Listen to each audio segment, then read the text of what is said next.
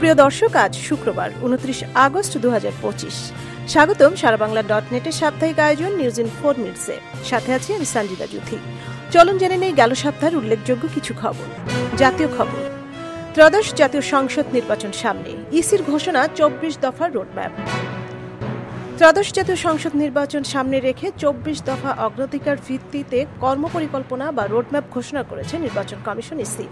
এতে সংসদীয় আসনের সীমানা নির্ধারণ, ভোটার তালিকা চূড়ান্তকরণ, রাজনৈতিক দল নিবন্ধন এবং দেশীয় পর্যবেক্ষক সংস্থার নিবন্ধন সহ নির্বাচনের সঙ্গে সংশ্লিষ্ট গুরুত্বপূর্ণ কাজের সময়সূচি নির্ধারণ করা হয়েছে। গেল বৃহস্পতিবার দুপুরে এই রোডম্যাপ ঘোষণা করেন ইসির সিনিয়র সচিব আক্তার আহমেদ। রোডম্যাপ অনুযায়ী নির্বাচন হবে 2026 সালের ফেব্রুয়ারির প্রথমার্ধে এবং চলতি বছরের ডিসেম্বরের প্রথমার্ধে ঘোষণা করা হবে নির্বাচনের তফসিল।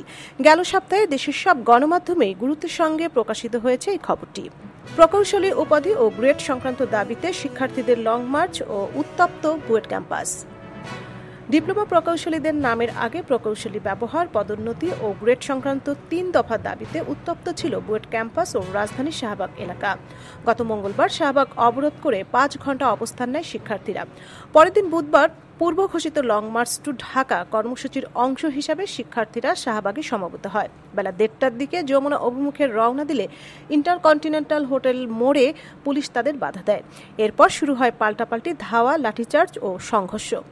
আন্দোলনকারীদের দাবি, এতে 50 থেকে 60 জন শিক্ষার্থী আহত হন। অন্যদিকে পুলিশের ভাষ্য, শিক্ষার্থীরা ইট পাটকেল ছুঁড়েছেন এবং পুলিশ সদস্যরাও আহত হয়েছেন। গেল সপ্তাহে এই ঘটনাটির ছবি ও ভিডিও ভাইরাল হয় বিভিন্ন গণমাধ্যম ও সামাজিক মাধ্যমে। জাতীয় প্রেস ক্লাবের পাশে সাংবাদিকদের উপর হামলা, আহত অন্তত 4 জন। 27 আগস্ট বুধবার দুপুরে জাতীয় প্রেস ক্লাবের পাশে পুলিশ বক্সের সামনে সাংবাদিকদের উপর হামলা চালায় একদল অজ্ঞাত দুর্বৃত্ত। হামলায় আহত হন শিমুল পারভেজ, নোমান, রিফায়েত, শাকিল এবং আলম শরীফ নামের এক কন্টেন্ট ক্রিয়েটর। আহত শিমুল ও নোমান নিউ নেশন পত্রিকার অপরাধ বিভাগে কাজ করেন। তাদের ঢাকা মেডিকেল কলেজ হাসপাতালে ভর্তি করা হয়। এই হামলা নিয়ে সাংবাদিক মহলে তীব্র প্রতিক্রিয়া দেখা দেয় এবং সামাজিক মাধ্যমে নিন্দার ঝড় ওঠে। ডাকসু নির্বাচনে সেনা মোতায়েনের সিদ্ধান্তকে ঘিরে বিতর্ক। ঢাকা বিশ্ববিদ্যালয়ের কেন্দ্রীয় ছাত্র সংসদ ডাকসু নির্বাচনের দিন বিশ্ববিদ্যালয়ের প্রবেশ পথে সেনাবাহিনী মোতায়েনের সিদ্ধান্ত দেখা দিয়েছে তীব্র প্রতিক্রিয়া। বিশ্ববিদ্যালয়ের অভ্যন্তরে সেনা মোতায়েনকে কেন্দ্র করে প্রার্থীদের মধ্যে ক্ষোভ তৈরি হয়েছে। রাজনীতিবিদরা মন্তব্য করেছেন, সামরিক শাসন আমলেও এরকম সিদ্ধান্ত নেওয়া হয়নি। এ খবরটিও সারা দেশের প্রতিটি গণমাধ্যমে গুরুত্বের সাথে শিরোনামে উঠে এসেছে। ব্রাহ্মণবাড়িয়ায় সীমানা নিয়ে ইসির শুনানিতে উত্তেজনা, রুমিন হাসনাত বিতর্কে উত্তপ্ত রাজনীতি।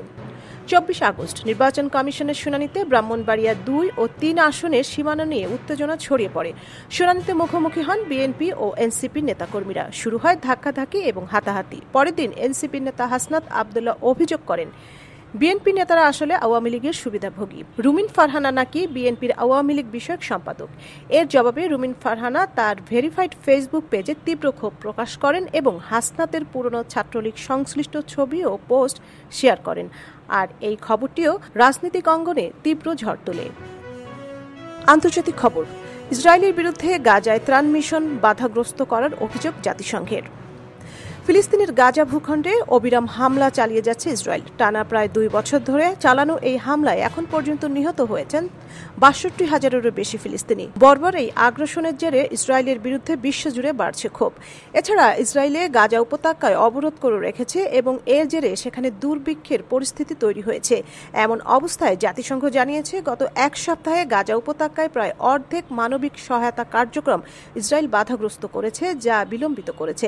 গাজার এই দুর্ভিক্ষের খবরটি দেশের সব গণমাধ্যম গুরুত্বের সাথে ছাপিয়েছে। ফেডারেল গভর্নর লিসা কুকের ট্রাম্পের বিরুদ্ধে মামলা। যুক্তরাষ্ট্রের কেন্দ্রীয় ব্যাংক ফেডারেল রিজার্ভের গভর্নর লিসা কুক মার্কিন প্রেসিডেন্ট ডোনাল্ড ট্রাম্পের বিরুদ্ধে মামলা করেছেন। প্রেসিডেন্ট ট্রাম্প তাকে পদ থেকে সরানোর চেষ্টা করেছিলেন, আর সেটি চ্যালেঞ্জ করেই মামলা করেছেন তিনি। এতে করে যুক্তরাষ্ট্রের কেন্দ্রীয় ব্যাংকের স্বাধীনতা নিয়ে সম্ভাব্য আইনি লড়াই শুরু হতে পারে। বৃহস্পতিবার রাতে এক প্রতিবেদনে তথ্য জানিয়েছে ব্রিটিশ সংবাদ মাধ্যম বিবিসি, যা দেশের সব গণমাধ্যমে প্রকাশ পেয়েছে। সংবাদ মাধ্যমটি বলছে, কুক আদালতের কাছে ট্রাম্পের বরখাস্তের আদেশকে অবৈধ ও বাতিল ঘোষণা করার দাবি জানিয়েছেন। মামলায় তিনি ফেড চেয়ারম্যান জেরোম পাওয়েলকে বিবাদী করেছেন। ট্রাম্পের অভিযোগ, কুক তার মর্টগেজ নথি নিয়ে ভুয়া তথ্য দিয়েছেন। তিনি দাবি করেছেন, সংবিধান অনুযায়ী তার কুককে সরানোর ক্ষমতা আছে। তবে কুক এর আগে বলেছেন, আইন অনুযায়ী তাকে বরখাস্ত করার কোনো কারণ নেই। গেল সপ্তাহে এই ছিল দেশের উল্লেখযোগ্য কিছু খবর। আগামী সপ্তাহে নতুন কিছু খবর নিয়ে হাজির হব। ততক্ষণ পর্যন্ত সুস্থ থাকুন, ভালো থাকুন, এই প্রত্যাশায় বিদায় নিচ্ছি আমি সঞ্জিদা জুথি।